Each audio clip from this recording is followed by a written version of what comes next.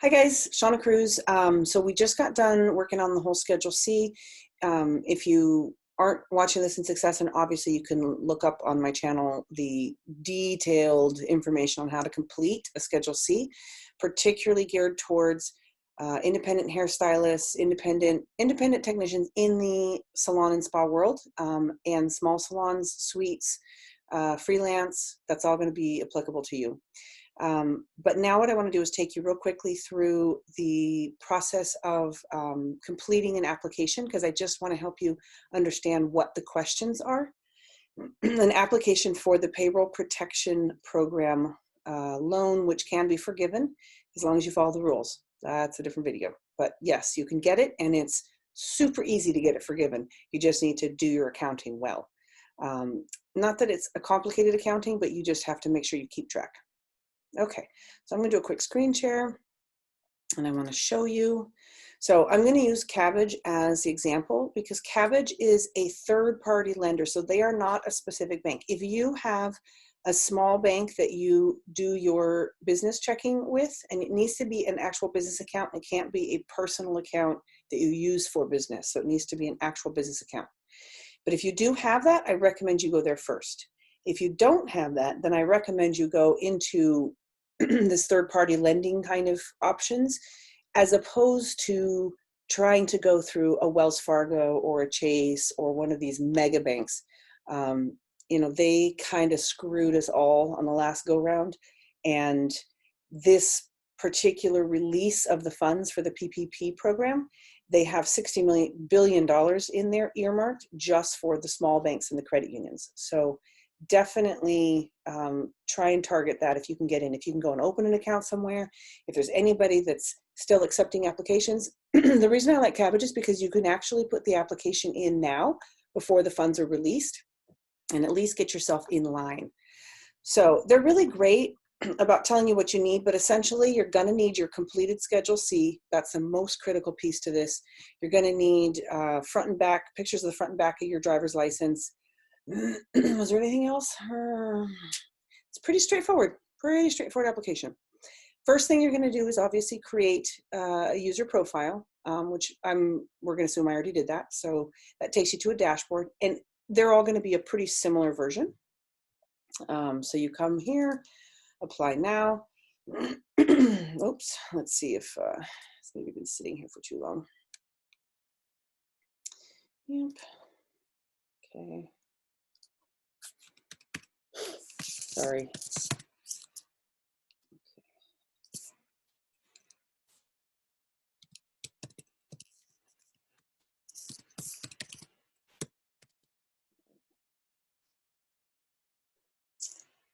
I created like a little dummy account just so you guys can see this. Okay, I'm going to close that. Okay, so let's assume that you've already set up your account. You're going to go to Apply Now. And like I said, they're all going to be a tiny bit different. Okay, Apply Now. Now, like I said, what I like about this particular brokerage is because I don't know if they're technically called a brokerage, but I like that they can shop around to different banks. I like that Cabbage has a really long-standing name in the world of small business financing. And their process is quite streamlined. So business name. So if your business name is just your name, totally fine. If you actually have a doing business as, like you filed a DBA, then put that in there, but make sure it's whatever the legal name is, which for most independent people, it's your name, which is fine. Okay. Yes. This really is my name. Okay. Business phone number.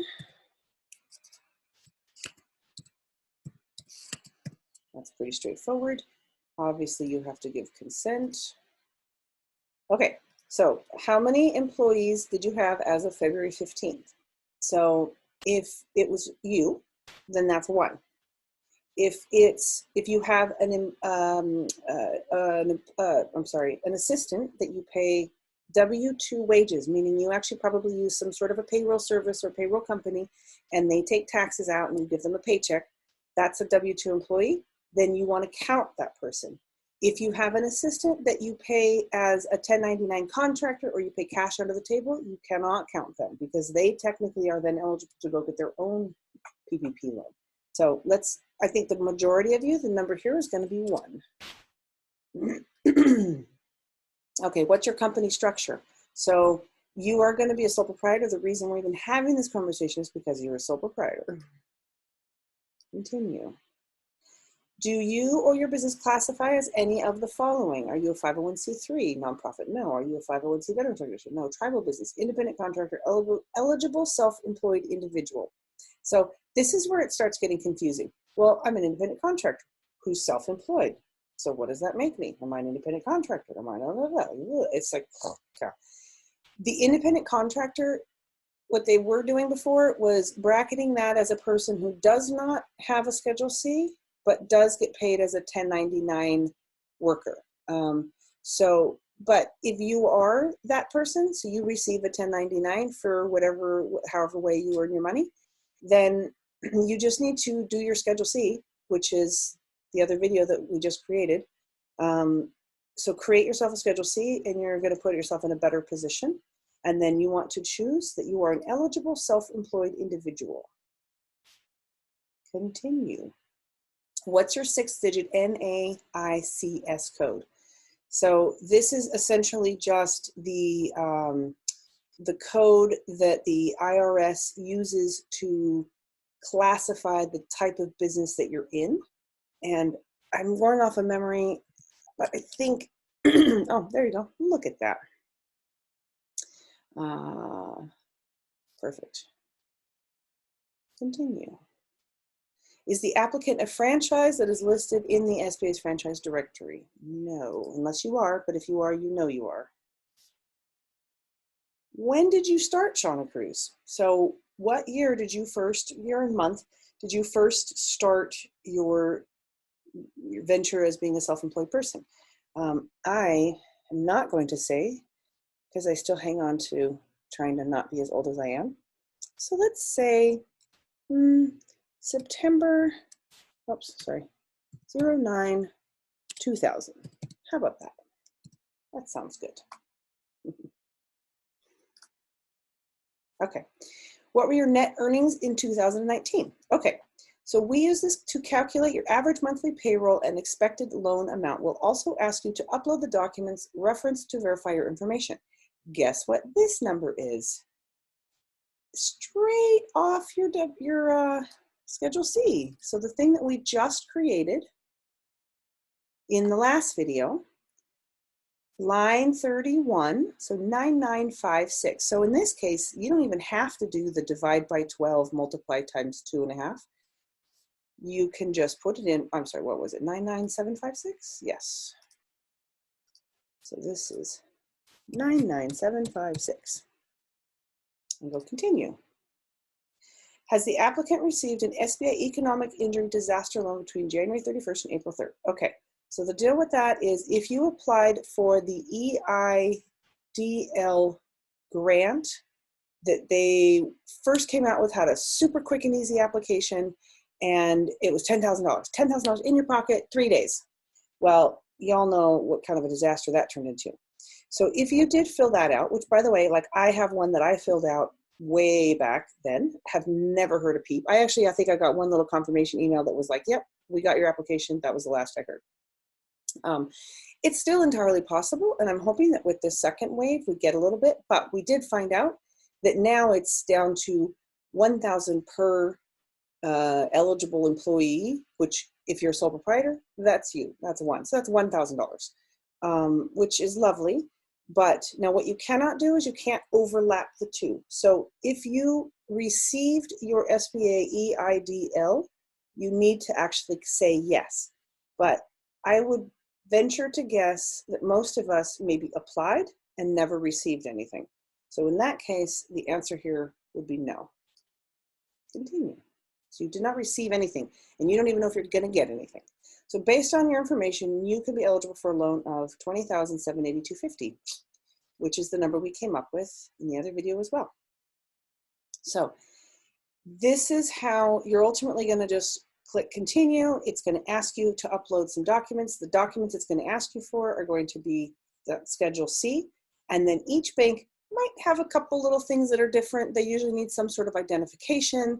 They might require something like a utility bill or a rental lease agreement, or something in that line. But it's pretty straightforward. So that would be super exciting. Now, I realistically understand that this is a very high number in our business. Most people are probably at the bottom at the end of the day. This is somewhere between 15 and 40. I hope that, you can be a more cranking at hairdresser, and this number might be more like 75 or 80. And then in that case, you are really, really going to want to get this loan, because it's fully forgivable if you do it right, which is essentially you have to use it just to pay yourself and to pay your rent. If you have utilities, you can go to that, but most of us aren't going to have utilities. So you can use it to pay yourself and to pay rent. So what I would do is, if you can get this, get it, stick it in the bank, use it if you need it, and use it like kind of disperse it out, because you're going to have an 8-week period of time that you're going to need to use it for paying yourself and paying your rent. And then, but don't just start spending it willy-nilly, because you're going to have to keep track of it. And that's going to be a whole separate thing, is keeping track of it. Okay, so let's push the continue button. What percentage of the loan will be spent in each of the categories? So this is the whole thing. You can't do more than 25% in costs other than payroll. So these numbers, I don't think are super important, as long as you understand that this number needs to not be less than 75%. So, and the reality is it's probably going to look more like 90% payroll, 10% maybe your rent payments. Utilities, if you had them, no. Okay. Social Security number. Okay, I'm going to leave that one because, well, obviously here. I probably can't put in a phony one. Okay, I think there's about 3 steps after this, but it's all very straightforward stuff. Because obviously I'm not going to put this on here. What I love too is that you can always click the finish later button. Then you can come back in, go get what you need to get, come back in, finish applying. All right. If you have any questions, hit me up. You guys, we got to get you some money. Okay, over and out.